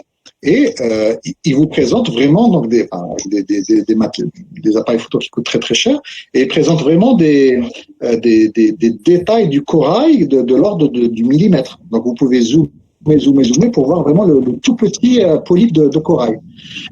Si on veut faire quelque chose d'une manière un peu plus grossière, donc par exemple un jas d'encre, vous n'avez pas besoin de détails. Donc c'est une forme, c'est juste pour montrer un peu le losange. Ceci dit, avec un simple téléphone, moi je me suis amusé l'autre jour, j'étais dans un musée, je me suis dit tiens, je vais faire un essai. Donc j'ai pris mon appareil, mon téléphone, et j'ai pris en photo un buste. Il y avait un buste. Je l'ai pris en photo, j'ai fait 40 ou 50 photos sous tous les angles, et le rendu, il est franchement très très bien. Les appareils photo, les téléphones de nos jours, ils sont vraiment très bonne résolution. Donc, si vous voulez quelque chose, enfin là on est au début, donc juste faire une amphore, un objet, machin. Un simple appareil photo suffit pour vous entraîner. C'est sûr que si après vous voulez vraiment faire quelque chose de vraiment en détail, ben, il faudra s'équiper. Je vais revenir rapidement sur la question celle destinée à Tarek. Et pour compléter ce qu'a dit Tarek aussi, ça dépend en fait de ce qu'on veut comme rendu. Après, si lors d'une fouille, par exemple, on n'a pas besoin ça dépend en fait. Si on a besoin d'une vue d'ensemble, et qu'on n'a pas besoin de détails, on va rafaler le site rapidement, etc., sous différents angles. Et à ce moment-là, on aura un truc comme 3000 photos. Alors qu'à côté, sur un objet plein de détails, on aura aussi 3000 photos. Mais après, les 3000 photos, il faut les traiter. Donc et pour avoir un rendu à la fin, donc c'est des longues heures de traitement avec le logiciel, etc., de calcul et tout ça. Et ça va prendre beaucoup plus de temps. Alors que si on a besoin juste d'avoir une vue d'ensemble, on va dire quelques photos suffisent, pas très haute résolution, etc. Et comme ça, on a rapidement une vue de ce qu'on veut faire, comment gérer son site, etc. Et ça dépend en fait de ce qu'on veut faire avec cette photogrammétrie ou cette orthophoto, moi je dirais. Voilà, pour un site archéologique. Ça dépend de l'utilisation. Pour revenir à la question des interventions au niveau des écoles, vous comptez pas le faire, vous et Monsieur Khalaf? Oui, pourquoi pas, bien sûr, avec grand plaisir. Par rapport à mon expérience personnelle, j'ai fait donc 2 chantiers en France, et à chaque fois, donc les responsables du chantier étaient justement très catégoriques sur la question. À chaque fois qu'on entamait donc le chantier, ils voulaient absolument se déplacer dans les écoles pour informer les jeunes, enfin les enfants, etc., de quel était notre travail, de ce qu'on était venu faire chez eux, donc dans leur ville, etc. Une fois, c'était à Bonifacio, donc on avait fait ça aussi, on avait fait ça à Marseille, à Aix, etc. Et je dois dire qu'il y a un échange très intéressant avec les enfants, avec les ados, etc. Et du coup, ça peut aussi donner des passions, donc des jeunes qui veulent s'intéresser à ce domaine, qui veulent aller chercher plus. Et par contre, on peut pas devenir riche en faisant de l'archéologie, et ça, on le dit toujours dans les écoles. Voilà. Monsieur Khalaf, est-ce que vous comptez faire une sensibilisation au niveau des écoles ou bien des lycées? Au niveau des Tipaza. Il est très important de sensibiliser les plus jeunes. Et c'est vrai ce que dit Nazim sur les chantiers de fouilles, même mis à part l'archéologie subaquatique. Moi, je me souviens qu'à chaque fois chantier de fouilles à l'étranger, il y avait des visites de jeunes bambins du primaire, qui venaient visiter, voir les sites. Ce qui est important, ce qui n'est pas vraiment valorisé, il faut le dire. Ici chez nous en Algérie, je parle du patrimoine culturel, je parle plutôt et aussi des musées, c'est que voilà, les écoles ne sont pas vraiment. Alors, il n'y a pas de programme de visite des musées, de visite des sites archéologiques, de fouilles archéologiques des enfants. C'est tout à fait normal qu'en grandissant, ils sont pas, disons, intéressés. Oui, on peut faire ça. Non, on l'a jamais fait. On aurait dû. Moi, je dis toujours, il faut commencer par les plus jeunes, les plus petits, et en même temps, je l'ai pas fait. Donc ça, c'est pas bien. Donc, on peut le faire, comme je disais tout à l'heure. Je pense que c'est la mission de la société civile. On peut le faire, en tant que commission, par exemple, vu que la fédération c'est une association. Et Inch'Allah, on le fera dans le futur. Merci beaucoup. La prochaine question, comment pouvons-nous valoriser le site de Tizérine? J'imagine que M. Khalaf, vu que c'est votre région. D'accord, c'est la région de Nazim aussi, Nazim il est de chercher là. Donc oui, comment valoriser le site? La valorisation commence tout d'abord par une étude exhaustive du site. D'accord? Il faut trouver chaque petit détail, expliquer la valeur ou bien même la fonction de chaque petite pierre du site. Essayer aussi essayer de reconstituer, pourquoi pas le site. On avait déjà un projet inscrit avec Mare Nostrum sur justement la valorisation du site à travers la restitution, l'explication, si on peut dire, de ce qu'il y avait dans le site, parce que la plupart des personnes, quand ils arrivent, voient des structures, ils voient des carrés, mais ils savent pas ce que c'est. Donc, tout simplement, vous savez, on peut tout simplement faire de belles affiches pour expliquer ce qu'il y a dans cet endroit. La plage est tellement fréquentée l'été que des gens pourraient tout simplement lire l'affiche et comprendre ce qu'il y a sous l'eau. rajouter un petit truc rapidement. Le site du vivier de Tizérine est très très important. Donc ça pourrait faire l'objet d'une étude pluridisciplinaire. Je m'explique. Je sais pas, on peut faire appel à des spécialistes en géomorphologie, donc qui peuvent déjà avoir une idée sur le niveau marin de l'époque antique à travers ce site-là, qui est très très bien conservé, hein, heureusement pour le moment. On peut faire une étude ichthyologique, donc les biologistes qui peuvent participer à ce projet aussi sont les bienvenus. On peut faire une étude, je sais pas moi. Donc c'est vraiment un projet très très intéressant et je verrais bien des gens donc s'investir dans la fouille du vivier du Cap Tizérine qui sera excellent, vraiment un très très bon projet pour lancer justement toute l'archéologie sous-marine. Ça serait excellent. Oui. Très bien. J'aurais une question aussi pour rebondir sur ça. Par rapport à la construction du nouveau port dans la ville de Chefchaouen. Donc, sûrement, on va avoir une destruction de la forêt et du cap du Rocher Blanc. Et par rapport au canon, est-ce que vous pensez qu'on pourra, que l'Algérie pense à les faire sortir de l'eau pour les conserver dans un musée ou toutefois, pourquoi pas ne faire de la photogrammétrie sur les canons pour au moins avoir une idée après, même si on ne peut pas les faire sortir de l'eau, pour ne pas les perdre, pour ne pas perdre ce patrimoine. Sachant que le port, c'est officiellement, sa construction va se faire dans les prochains mois. Est-ce que c'est toujours faisable?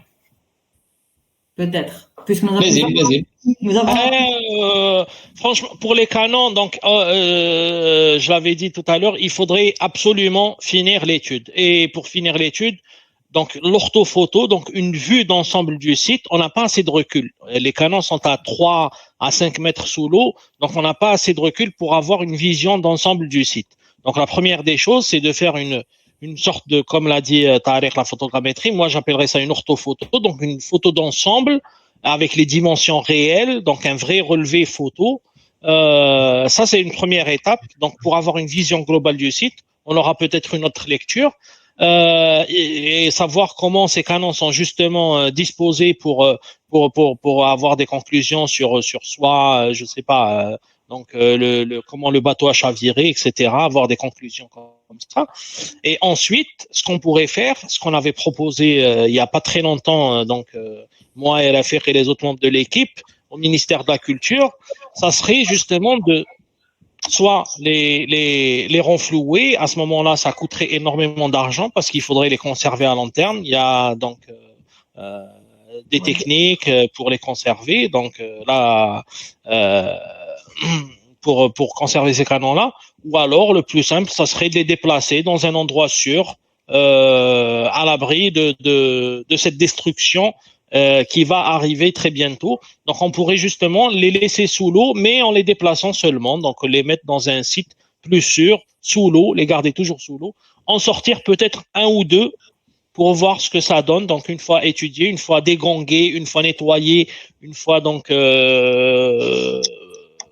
conservé, bien stabilisé, on pourrait avoir aussi des informations sur cette épave-là, sa datation, etc. Donc, voilà ce que je peux dire sur les canons du Rocher Blanc. Ça coûte cher, hein, ça coûte très très cher de faire sortir un canon. Rafik avait fait à l'époque l'estimation auprès d'un laboratoire français à Kouros et c'était aux alentours de 8 000 € par canon et ça c'était en France. Donc le devis, c'était, il était valable pour la France.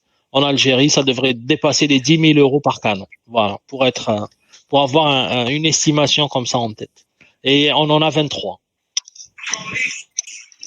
Est-ce que je peux rebondir avec une question de Fethi? Il a du mal à poser ses questions sur le site. Alors Fethi Tahraoui me demande pourquoi pas responsabiliser l'entreprise qui va réaliser le port à faire des recherches en même temps. Après, la question, je la formulerai un peu différemment, puisqu'il y a un gros projet, que c'est rentable et tout. Pourquoi ne pas essayer donc de faire en sorte qu'ils participent, qu'il y ait un petit côté, une sorte de petite compensation en disant, OK, vous allez faire votre super projet, ça tombe, mais en contrepartie, vous avez quelques petites actions écologiques, archéologiques, ça se fait dans d'autres domaines, dans le domaine, par exemple, de de la recherche offshore du pétrole. Donc, il y a des études à côté, des études d'impact environnemental. Donc, ils ne pourraient pas financer les restaurations dont tu cites. L'affaire va répondre, oui, bien sûr. L'affaire va répondre. Écoute, ça devait être même un sujet qu'on avait proposé de débattre avec Mejda. C'est les études d'impact. Les études d'impact, ils sont connus, reconnus et inscrits dans la loi algérienne par rapport à l'environnement. Donc, aucun projet ne peut se faire sans qu'une étude d'impact sur l'environnement ne soit faite. Ça, tout le monde le sait. Le problème, c'est que par rapport au patrimoine culturel, ce n'est pas fait. Donc, normalement, c'est comme je disais au début, même que dans les années 70, la notion du patrimoine englobait ce qui était naturel et culturel. Même dans la convention de 76 sur la protection du patrimoine culturel, on parlait du patrimoine naturel et culturel.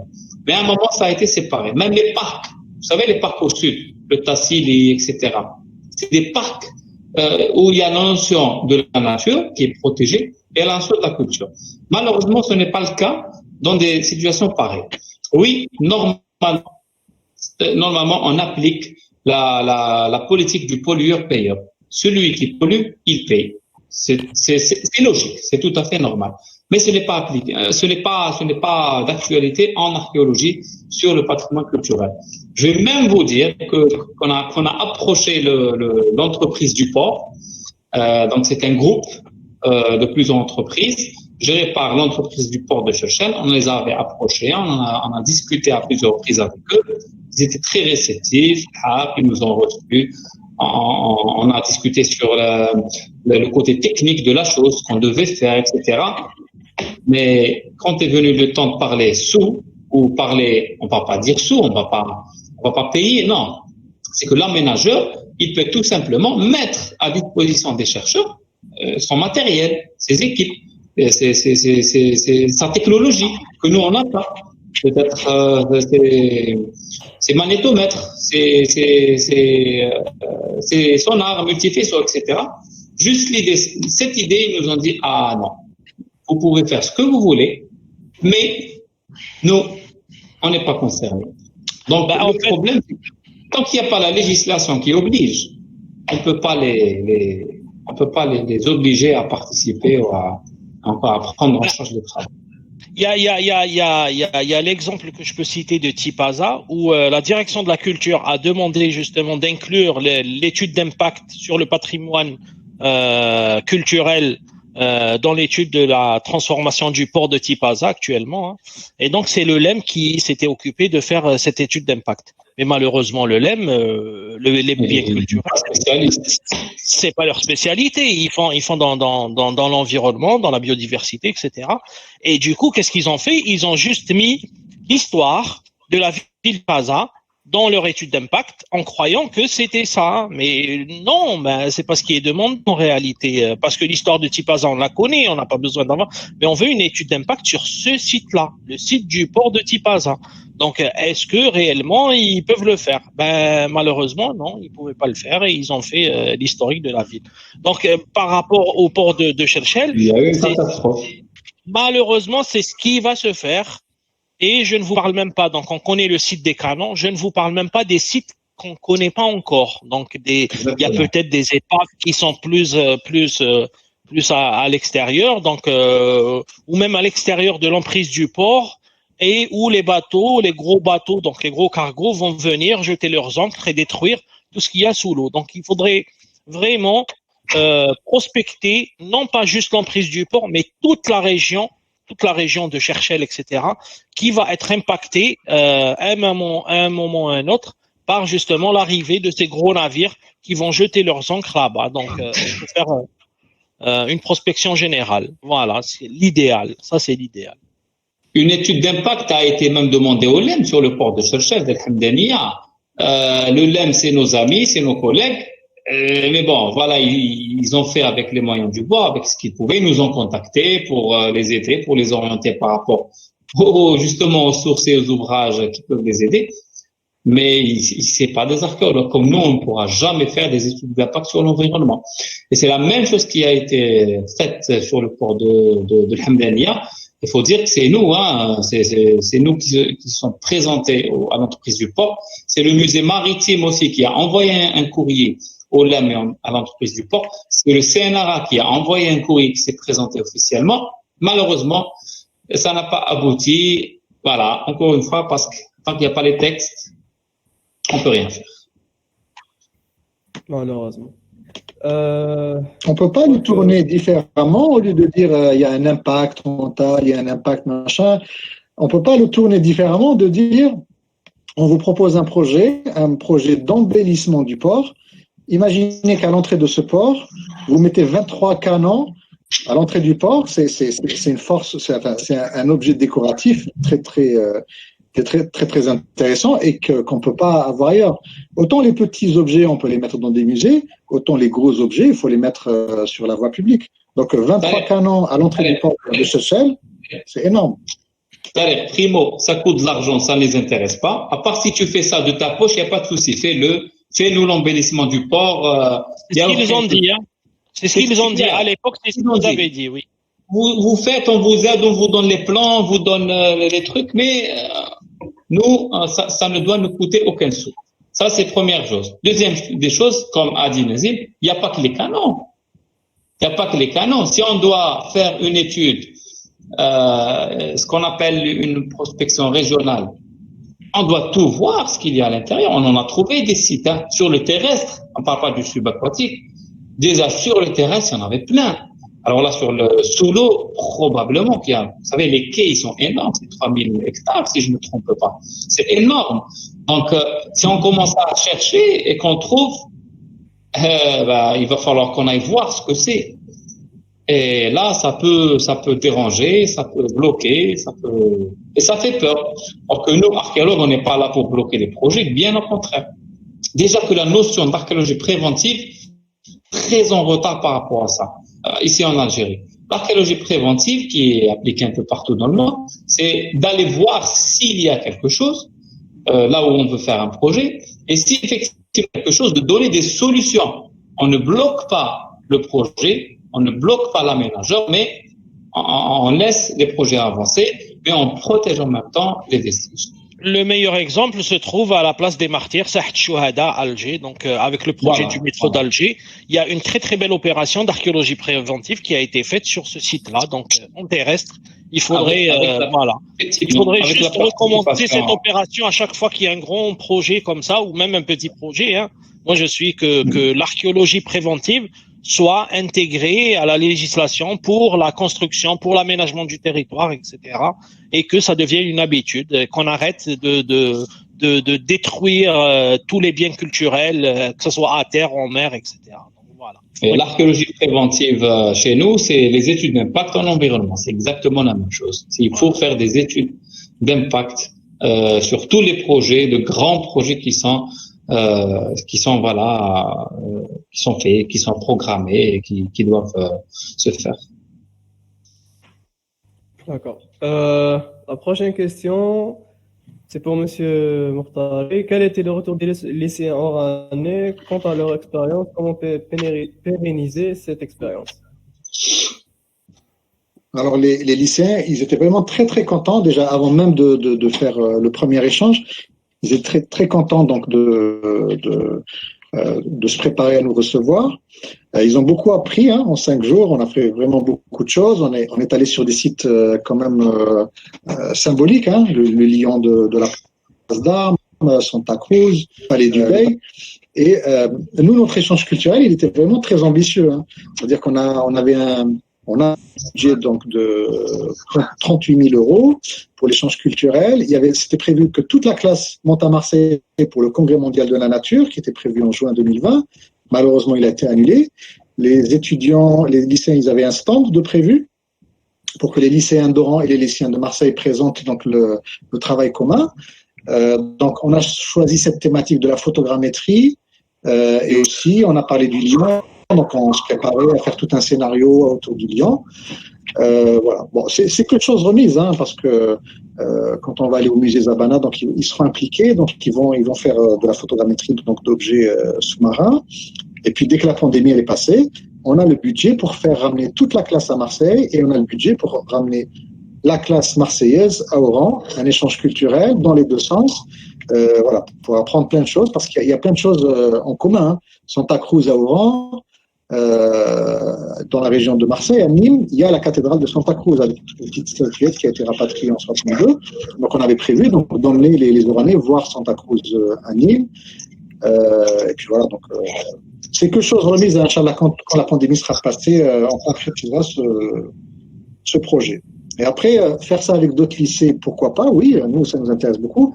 Mais le problème, c'est que ça demande du temps, ça demande un budget. D'accord, merci beaucoup, Monsieur Mourtari. Prochaine question. Quand vous déplacez les reliques, est-ce que vous prenez en compte la biocénose quand vous y trouvez installé? Question de préserver le biotope. Monsieur Ben Salah, est-ce que Vous voulez pas la poser à Khalef plutôt? Franchement, non, pratiquement, c'est les trois questions ça, vont dans le même sens. Hein. Les trois prochaines questions de Anonymous. oui. Oui.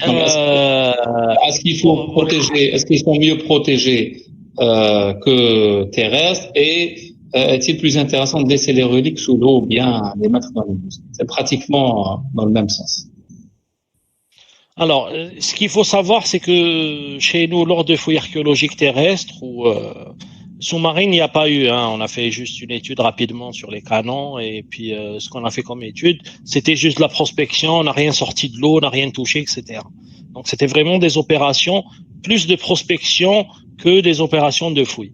Mais ce qu'il faut savoir, c'est qu'à l'étranger, donc il y a une déclaration Natura 2000 avant d'entamer une fouille qu'il faut signer. Donc les participants, les responsables de fouilles doivent s'engager justement à protéger la biodiversité dans l'endroit où ils vont fouiller, enfin la biosphère, etc.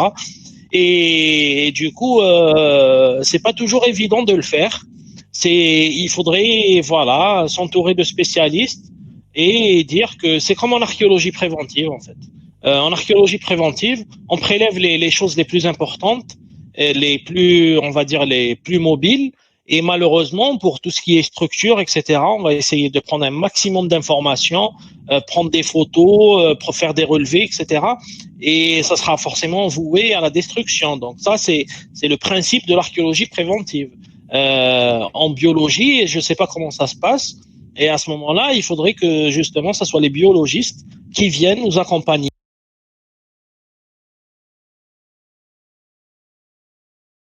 Lors de nos prochaines opérations qui auront lieu, je l'espère, je croise les doigts, et on se fera de travailler avec des biologistes sous-marins pour protéger la biodiversité sur ces sites-là. Donc, mais il faudrait qu'on arrive à trouver des solutions pour protéger et l'un et l'autre. Donc ça, c'est une condition pour nous et pour eux. Donc voilà.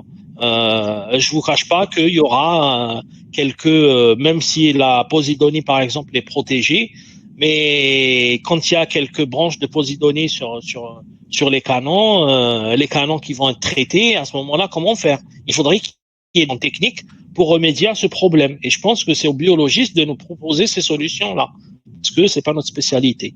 Après, serait-il mieux de les faire sortir ou pas? Nous, on serait vraiment, comme le stipule la convention de l'UNESCO de 2001, ça serait bien de laisser les objets sous l'eau. Mais pour des besoins de l'étude, quelquefois, on a besoin de sortir quelques objets. Voilà, c'est pour des besoins d'étude. L'affaire répondra sur les deux autres questions. Il y a pas de, c'est pareil. Oui, c'est pratiquement pareil. Donc, quand on parle des vestiges sous-marins, souvent on pense que ce qui est sous l'eau est moins protégé que ce qui est sous terre. Eh ben non. Donc, le milieu humide, ce qu'on appelle milieu humide, parce qu'on peut avoir aussi des terres très humides. Hein. Donc, c'est des terres qui protègent bien les vestiges, qui protègent bien, par exemple, tout ce qui est organique, contrairement à ce qui est enfoui sous terre. Donc, on trouve du cuir, on trouve des tissus aussi, donc qui sont très bien conservés sous l'eau. Vous avez déjà, quand c'est à des profondeurs importantes, le manque d'oxygène, quand c'est enfoui dans la vase aussi. Donc vraiment, l'eau conserve très bien les vestiges archéologiques. Et est-ce que c'est plus intéressant de les laisser sous l'eau, de les mettre dans les musées? C'est exactement ce qu'on disait tout à l'heure. Si on n'a pas les moyens de traiter, moi j'ai vu dans un pays qui est vraiment leader, un pays étranger qui est leader dans la recherche archéologique, j'ai visité des locaux où on entreposait les vestiges qu'on avait sortis de l'eau. Il y avait des objets organiques qui étaient dans des frigos depuis des années. Et c'est des collègues qui nous ont expliqué qu'ils n'ont pas trouvé de laboratoire de restauration qui acceptait de les restaurer, de les consolider. Vous savez, quand on fait sortir quelque chose de l'eau, on doit le laisser dans le même milieu. Donc, on doit le laisser dans l'eau, tout simplement. Donc, surtout quand c'est organique, quand c'est fragile. Dans l'eau, à une température très basse et dans pratiquement les mêmes conditions, pas de lumière, etc. Donc, comme je vous disais, on a trouvé des objets qui dataient de 5 ans, 6 ans, 8 ans, donc qui n'ont pas été traités. Pourquoi? Parce qu'il n'y a pas des gens qualifiés qui peuvent le faire. Donc, imaginez si nous, en Algérie, on s'amusait à essayer de faire sortir des objets pareils. Non. On est en train de mettre les choses en place. C'est très récent, vous avez vu ce qu'on vous a présenté. C'est pratiquement des opérations qui ont commencé en 2018. On est dans une phase embryonnaire. Donc, on est en train de constituer des équipes. On est en train de créer des équipes de recherche. On est en train de créer des laboratoires, de les équiper et de former de jeunes futurs archéologues et techniciens, pourquoi pas, qui pourront prendre en charge ces vestiges. Et on l'espère d'ici, pas à court terme non plus. D'ailleurs, j'ai vu une question tout à l'heure, je ne sais pas où je l'ai vu, je m'excuse sur la messagerie, je n'arrive pas à suivre les questions. Il y a des gens qui n'ont pas envoyé leurs questions via le Slido. Donc j'ai vu une question tout à l'heure qui parlait des fouilles, etc. Si on n'a pas les moyens, on ne fouille pas. Même nous, pour le moment, on s'aventure pas à faire des fouilles. Pour le moment, dans l'état où on est, on fait des prospections, on fait des explorations. Quand on trouve des sites, on signale ces sites, on documente les sites, on dit ce qu'il y a dans les sites, on fait des prélèvements, prendre quelques objets peut-être pour identifier l'épave ou identifier le site et pouvoir essayer de dater les sites, mais pas plus. On est vraiment loin de la phase des fouilles. Et ce n'est pas à court terme, c'est vraiment moyen, voire long terme qu'on va commencer à entreprendre des projets ou des chantiers de fouilles complexes comme on en voit un peu partout. Mais Inch'Allah, on le fera dans les années à venir. Inch'Allah. Monsieur Khalaf, pouvez-vous finir le débat en répondant à la dernière question? Comment déterminer la période d'une découverte? Comment déterminer la période d'une découverte? Donc là, il faut déjà situer la découverte, d'accord? On n'avait pas fait une présentation parce que je voulais pas trop prendre beaucoup de temps. Donc il y a déjà le patrimoine culturel, il peut être partiellement submergé, complètement submergé. Ça peut être des sites archéologiques qui ont été submergés par l'eau. Ça peut être des épaves. Ça peut être des objets qui sont tombés de bateaux, etc. Donc, ça dépend. Si on est dans une ville qui a été engloutie par l'eau, on va tout simplement procéder à une fouille comme celle qu'on fait sur Terre, mais qui va être sous l'eau, en étudiant la stratigraphie, en essayant d'avoir les objets. Mais le tout, c'est d'avoir des objets qui puissent dater. Je vais vous donner un exemple très simple que je donne généralement à mes étudiants. Lorsqu'on arrive dans un site, ce site, c'est une histoire qui est écrite dans un livre, d'accord? Et nous, archéologues, on va essayer de lire cette histoire ou de reconstituer cette histoire, de réécrire cette histoire. Cette histoire commence par la plus ancienne occupation, donc c'est la dernière page, et au fur et à mesure que l'homme occupe cet espace et fait ses activités, se développe, il y a des pages qui s'écrivent, d'accord, jusqu'à la dernière page qui est la plus récente. Nous, quand on arrive pour fouiller, on va fouiller la première page qui est une couche archéologique. On va fouiller après la deuxième page, la troisième, jusqu'à arriver à la dernière page. À l'intérieur de ces pages, pour pouvoir lire, il y a des mots, des lettres, des mots, des phrases. Donc ces mots, c'est les objets archéologiques qu'on va enlever de ces strates, de ces couches, de cette stratigraphie. Ces objets vont pouvoir nous faciliter la datation, vont nous dire l'origine de la pièce ou de l'objet, et vont nous donner des informations sur la culture, comment ils vivaient, etc. Donc, en faisant ça sur chaque couche, on est en train de réécrire chaque page de l'histoire de ceci. Donc, c'est les objets, d'accord? C'est les objets qui nous permettent de dater, c'est les objets qui nous permettent de comprendre comment vivait l'homme. Et c'est aussi très important. Pourquoi il faut déclarer, il faut pas toucher? Imaginez que vous avez une amphore ou vous avez un objet qui est à l'intérieur de ces couches et que nous, on vient, on arrache et qu'on sort directement, on va dire, voilà, j'ai trouvé quelque chose sous l'eau. Vous savez que vous êtes en train de détruire ces pages. Et si nous, archéologues, on vient après, on va trouver des pages déchirées. Donc, on ne pourra pas réécrire l'histoire. C'est pour ça qu'il est très important de laisser les spécialistes venir, enlever couche par couche, d'accord, objet par objet, pour pouvoir réécrire l'histoire réelle et véridique du site. Donc voilà, c'est... Et après ça, Rafiq, il pourra aller aux écoles pour faire de la sensibilisation. Voilà, et après ça... Parce qu'on ne peut pas faire plus simple que ça. Voilà, donc c'est ce que je fais avec mes étudiants, c'est très simple et vraiment ça, je pense que c'est le meilleur exemple à faire. Donc pour réécrire l'histoire, c'est ces objets qu'on trouve dans ces couches qu'il faut mettre au jour et mettre au jour avec de façon méthodologique, scientifique, etc. Voilà. D'accord. Merci beaucoup, Monsieur Khalef. Donc, on est déjà arrivé à la fin de ce webinaire. Donc, il y a déjà 21 heures. Ça passe très vite. C'est un webinaire très riche. Donc, pour clôturer, je vais donner la parole à Monsieur Mohtari pour le mot de la fin et ensuite à Monsieur Ben Salah et à la fin, on termine avec Monsieur Rafiq. Monsieur Mohtari, un petit mot pour terminer. Merci. Merci pour l'invitation.